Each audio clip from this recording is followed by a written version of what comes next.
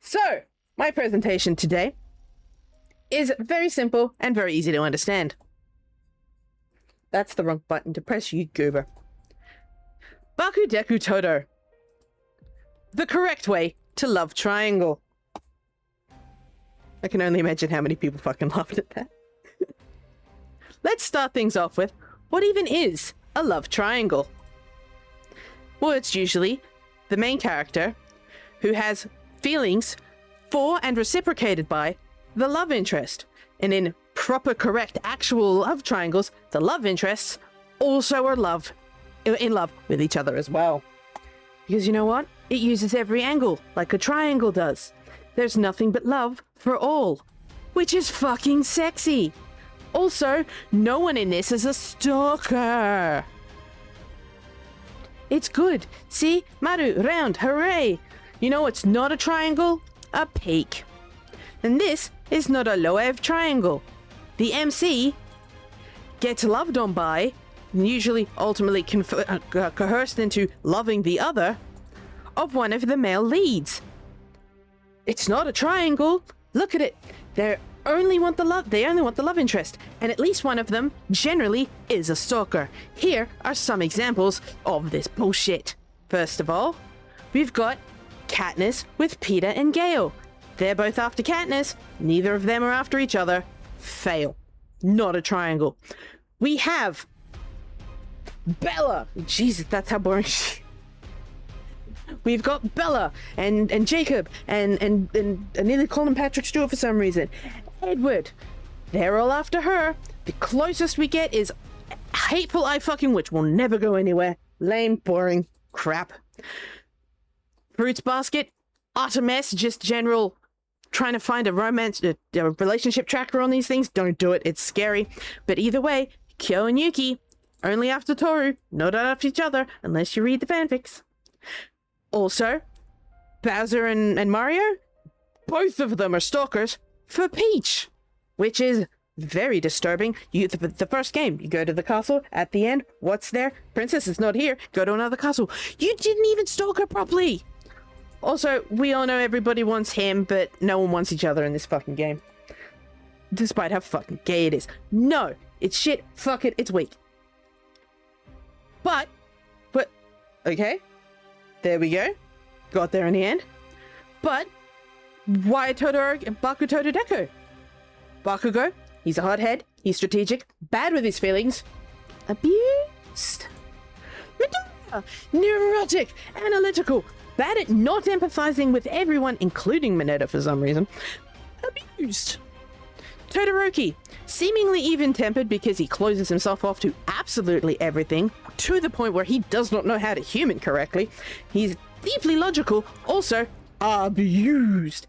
That makes a very good triangle because they're all doing something weird and they're all managing to equal each other out. It's fantastic. So let's get into the weeds of Midoriya. He's harassed to fuck by Bakugo, which makes him deeply aware of how that boy's going on at any one time, and also when that boy's gonna go the fuck off. Generally, quite a sweet bean of a boy, will give everybody a chance, even when they don't deserve it. But he's also easily the most sarcastic of the three, it just doesn't always seem like it because it's mostly in his head. But to that end, he grew up with Bakugo. He knows every facet of Bakugo. All Might might be his favorite absolute hero of all time, but he has idolized Bakugo almost his whole life and cherishes this man more than he could even realize to cherish himself. And that boy loves himself.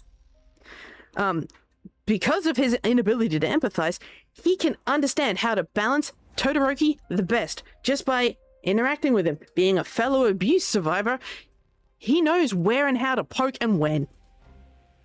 Now for the weeds for Bakugo. His mother, openly rough with him. You could call it Asian parenting, but he's also the only one whose parent openly is that rough. Is she abusive? I wouldn't particularly say so. Other people would. And that's why a lot of fanfic writers don't write her correctly. His dad, I love him. He is a bit of a softie though. Due to that, he openly doesn't give any pushback to Mitsuki, Bakugo's mother, or to Katsuki himself. he just lets them go and doesn't even try to interrupt because he knows it's not going to work. And realistically, he was failed by all of the adults in his life up until he got into UA. When his quirk came in, all his supervisors, his student teachers would be like, wow, that's such an amazing quirk. That's such a powerful quirk. You're going to be so amazing, Katsuki. Oh, that's so cool. Despite the fact that in canon, it is illegal to use your quirk publicly and in a setting where someone could be hurt. Constantly in the high school section of the first few episodes of the anime, Bakugo is openly being hostile to Midoriya, exploding at his desk, shouting at him, just exploding in general. Not once has he ever been told off about it. Did several of the other students use their quirks in that particular scene? Yes, but also not on anybody else, which is the main primary thing of what makes you a vigilante, is using your quirk against someone else without a license. At no point does Bakugo ever tell Midoriya to stop calling him Ka-chan. If he truly did not actually like the boy, he would have shut that shit down. He was quick to shut everything else down, but never shut that down. The boy needs to compete to breathe. Who also needs to compete to breathe, but not to the exact same sense? Midoriya and Todoroki. Todoroki was taught that competing is the way to life. Midoriya, now that he has his ability, his quirks, knows that the only way Bakugo will ever look at him as a rival is to compete with him. They will compete, all three of them will compete with each other, and as they got older, in very less toxic ways. Now for Todoroki's weeds. Physically and mentally abused by his father. By the way, not part of this story, but he does not get a redemption arc. Endeavor gets an atonement arc. It is completely different. Stop fucking saying it. Because of his need to block himself off emotionally from the world to continue to keep his tiny little bit of sanity he has safe, the boy has some stone cold comments that you're not even sure half the time if he is being a serious dumbass or deliberate dumbass, which makes him even funnier when you start to key in. Some of these are on purpose. To that end, he clearly enjoys working Bakugo up. There's more than one scene where he is deliberately saying something stupid as fuck where Bakugo can hear it. He doesn't do it to anybody else, only him. And as such, the only reason he's even able to get that far is because Midoriya listened and never judged him. He openly invited him because the boy has more empathy than he does sense or, sense of survival.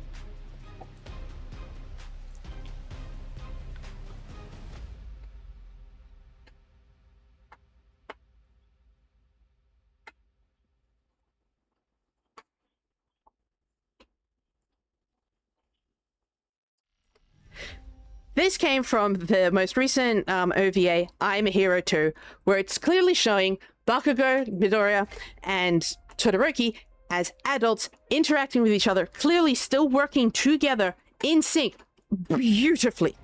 Now, let's be real. If that doesn't make someone something of a gay for each other, I don't know what is. This is how you love Triangle properly, respectfully, and with a great deal of sass. Oh, gotta press the next button. There we go. What I actually mean here is, thank you for coming to my TED Talk. I'm a silly goose creature.